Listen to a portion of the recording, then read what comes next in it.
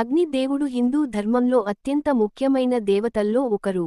ఆయన యజ్ఞాలు మరియు హోమాలకు ప్రధాన దైవం. అగ్ని దేవుడు దేవతలకు మనుషులు సమర్పించే నైవేద్యాన్ని తీసుకెళ్లే దూతగా భావిస్తారు. అగ్ని దేవుడు బ్రహ్మదేవుని సృష్టిలో భాగంగా జన్మించాడు. ఆయనకు 2 ముఖాలు, 7 జ్వాలల రూపం మరియు ఎర్రటి కాంతి ఉంటుంది. అగ్ని దేవుడు శక్తి, పవిత్రత మరియు జ్ఞానం యొక్క ప్రతీకగా భావిస్తారు. పురాణాల ప్రకారం, యజ్ఞం చేసే సమయంలో అగ్ని దేవుడు దేవతలను ఆహ్వానించి, మన కోరికలను వారికి చేరుస్తాడు.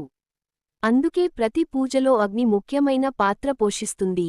అగ్ని మన జీవితంలో చెడు ఆలోచనలను కాల్చి మంచి మార్గం చూపుతాడని నమ్మకం.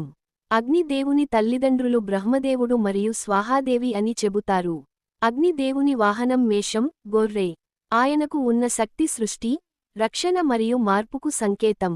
అందుకే అగ్ని దేవుడిని పూజించడం ద్వారా మనం పవిత్రత, శక్తి మరియు శుభఫలితాలను పొందుతామని హిందూ సంప్రదాయం చెబుతుంది. ఓం అగ్నయే నమః.